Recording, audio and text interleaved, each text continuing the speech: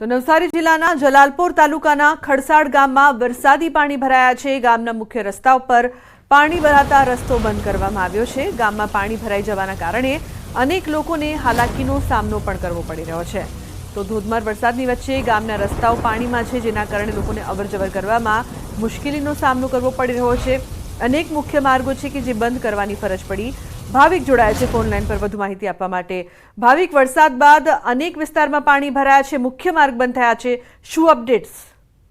ચોક્કસથી લુબના વરસાદની વાત કરીએ તો 3 દિવસના વિરામ બાદ ગઈકાલથી વરસાદ ફરી શરૂ થયો છે અને ધીમાર વરસાદ વરસી રહ્યો છે। નવસારી જિલ્લાની જો વાત કરીએ 24 કલાકમાં તો નવસારીમાં 5.5 ઇંચ જેટલો વરસાદ છે। જલાલપોર તાલુકામાં 4.5 ઇંચ વરસાદ, ગણદેવી તાલુકામાં પણ 5.5 ઇંચ લુબના વરસાદ છે, ચીખલીમાં 4.5 ઇંચ, ખેરગામમાં 5 ઇંચ અને વાંસદા તાલુકામાં 2 ઇંચ જેટલો છે। એટલે સરેરાશ જો વાત કરીએ તો 5 થી 5.5 ઇંચ જેટલો વરસાદ નવસારી જિલ્લામાં છેલ્લા 24 કલાકમાં વરસી રહ્યો છે અને એના કારણે જે નદીઓ છે, નદીઓની પણ હાલ સપાટીની વાત કરીએ તો પૂર્ણા નદી જે છે, પૂર્ણા નદીની પણ 1 ફૂટ જેટલી સપાટી વધી છે અને સાથે જૂજ ડેમ પણ 0.30 મીટર વધી છે। એટલે કે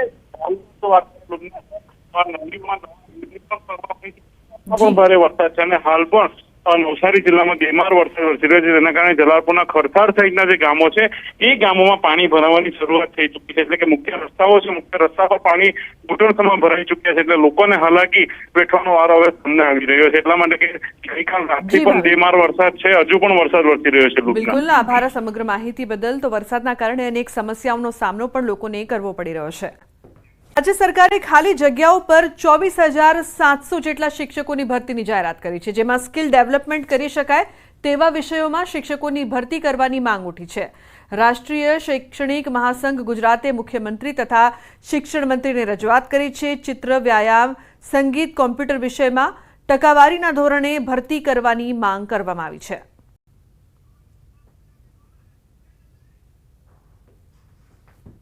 કે આવનારી ભરતી પ્રક્રિયાની અંદર ટકાવારીના ધોરણે સંગીત, વ્યાયામ, ચિત્ર અને કોમ્પ્યુટરના શિક્ષકોની ભરતી કરવામાં આવે। તો મહત્વનું છે કે સંગીત, કમ્પ્યુટરમાં ભરતી કરવાની માંગ, સ્કિલ બેઝ શિક્ષકોની ભરતી કરવામાં આવે તેવી માંગ કરવામાં આવી છે। તો રાષ્ટ્રીય શૈક્ષણિક મહાસંઘ દ્વારા રજૂઆત કરવામાં આવી।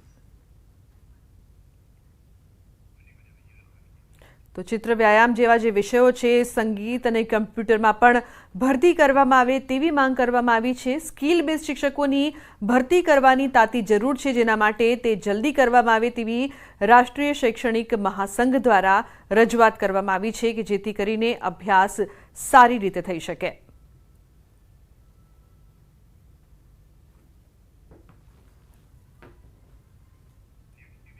તો કેવાયસી ન કરાવ્યું હોય તેવા ખેડૂતો માટે સમાચાર। કેવાયસી વગર નહીં મળે પીએમ સન્માન નિધિ। કેવાયસી નહીં હોય તો 18મા હપ્તાનો લાભ નહીં મળે।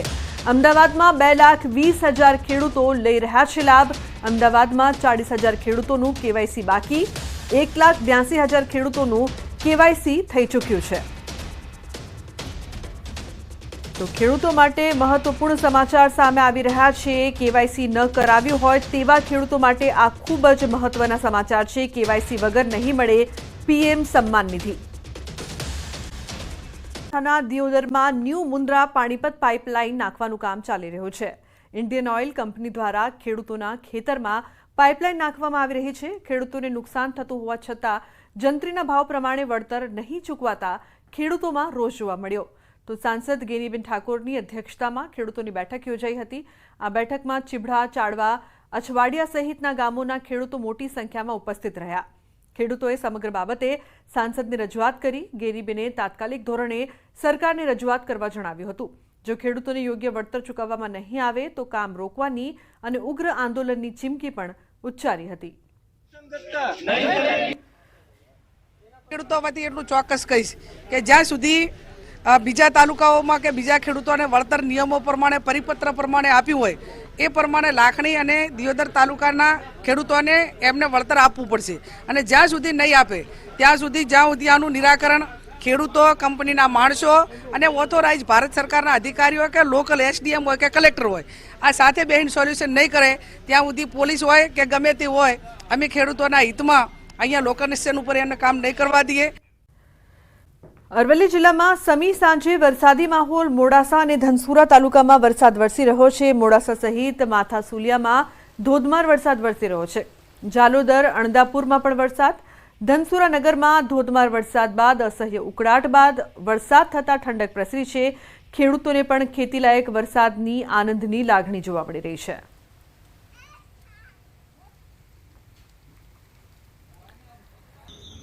તો ડાંગ જિલ્લામાં વરસાદી માહોલ વચ્ચે કુદરતી સૌંદર્ય ખીલી ઉઠ્યું છે। ગિરિમથક સાપુતારામાં ગાઢ ધુમ્મસ, સર્પગંગા તળાવ ઉપર વાદળો ચાલતા હોય તેવા દ્રશ્યો જોવા મળ્યા હતા।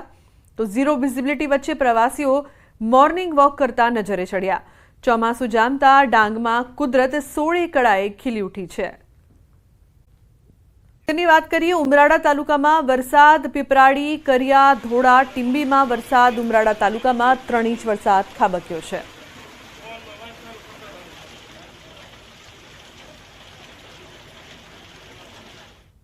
તો તાપી જિલ્લામાં વરસાદી માહોલ છે। વ્યારામાં 3 ઇંચ, વાલોડમાં 2.6 ઇંચ વરસાદ, સોનગઢ તાલુકામાં 2 ઇંચ વરસાદ, ડોલવણમાં 1.7 ઇંચ અને ઉચ્છલમાં 1 ઇંચ વરસાદ વરસ્યો છે। તો પંચમહાલ જિલ્લામાં રાત્રિ દરમિયાન સાર્વત્રિક મેઘમહેર। ગોધરા, હાલોલ અને મોરવા હડફ પંથકમાં ભારે પવન સાથે મેઘરાજાએ કરી છે ધમાકેદાર એન્ટ્રી। છેલ્લા 10 દિવસથી મેઘરાજાએ હાથ તાળી આપતા ખેડૂતો બન્યા હતા ચિંતિત। રાત્રે વરસાદ થતાં ખેડૂતોમાં ખુશીનો માહોલ જોવા મળી રહ્યો છે।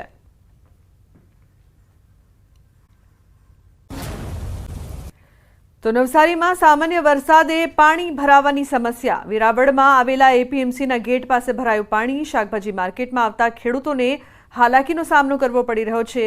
મુખ્ય ગેટ પર પાણી ભરાતા વાહન ચાલકોને અવરજવરમાં સમસ્યા થઈ રહી છે। દર વરસાદે થાય છે પાણી ભરાવાની સમસ્યા। ડ્રેનેજના અભાવે પાણીના નિકાલની સમસ્યા પણ સર્જાય છે। મહત્વનું છે કે તમામ વિસ્તારમાં પાણી ભરાયા છે, જેના કારણે વાહન ચાલકોને પરેશાનીનો સામનો કરવો પડી રહ્યો છે। સામાન્ય વરસાદમાં જ પાણી ભરાવાની સમસ્યાના કારણે લોકો સવાલ કરી રહ્યા છે કે પ્રી મોન્સૂનની કામગીરી સમય પર કેમ નથી થતી। મહત્વનું છે કે ગેટ પાસે પાણી, વાહન ચાલકો અહીં પરેશાન થઈ રહ્યા છે। તો જસદણના ગ્રામ્ય વિસ્તારોમાં વરસાદી માહોલ છવાયો છે। આટકોટ, સાણથલી, મથડા વિસ્તારમાં વરસાદી માહોલ જામ્યો છે। જસદણના સાણથલી ગામમાં અડધા કલાકમાં 1 ઇંચથી વધુ વરસાદ ખાબક્યો છે। વરસાદ વરસતા પૂર જેવા દ્રશ્યો જોવા મળ્યા હતા। વરસાદને પગલે બજાર તેમજ ખેતરોમાં પાણી ભરાયા છે। તો મહત્વનું છે કે સારો એવો વરસાદ વરસી રહ્યો છે, પરંતુ વરસાદને પગલે ખેતરો બેટમાં ફેરવાયા છે તેવા દ્રશ્યો પણ અહીં સામે આવી રહ્યા છે। જસદણ ગ્રામ્ય વિસ્તારોમાં વરસાદી માહોલ જોવા મળી રહ્યો છે। તો વરસાદ વરસતા પૂર જેવા દ્રશ્યો। નમસ્કાર, આપ જોઈ રહ્યા છો ગુજરાતની number 1 news channel news 18 Gujarati અને તમામ મહત્વપૂર્ણ સમાચારની સાથે હું છું લુબના ખાન। સવારે 10 સુધી 10 જિલ્લા સાવધાન। સવારે 10 વાગ્યા સુધીમાં 10 જિલ્લા માટે ઓરેન્જ એલર્ટ આપવામાં આવ્યું છે। સવારે 10 વાગ્યા સુધી હવામાન વિભાગની આગાહી છે। સૌરાષ્ટ્ર, દક્ષિણ ગુજરાતના 10 જિલ્લામાં 40 કિલોમીટરની ઝડપે પવન ફૂંકાઈ શકે છે। સાથે જ વરસાદની આગાહી। સવારે 10 વાગ્યા સુધીમાં ભરૂચ, નર્મદા, સુરત, તાપી, ડાંગ, નવસારી, વલસાડ, નર્મદા, દમણ, દાદરાનગર હવેલી ઉપરાંત ભાવનગર, અમરેલી, ગીર સોમનાથમાં વરસાદ થઈ શકે છે। તો સવારે 10 સુધીમાં 16 જિલ્લામાં યલો એલર્ટ રહેશે। મધ્યમથી સામાન્ય વરસાદ થઈ શકે છે।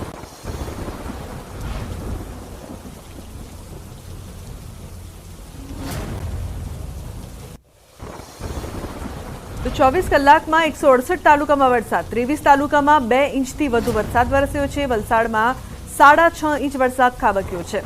નવસારીના ગણદેવી, ખેરગામમાં 5.5 ઇંચ વરસાદ। તો પારડી અને ચીખલીમાં 4.5 ઇંચ વરસાદ।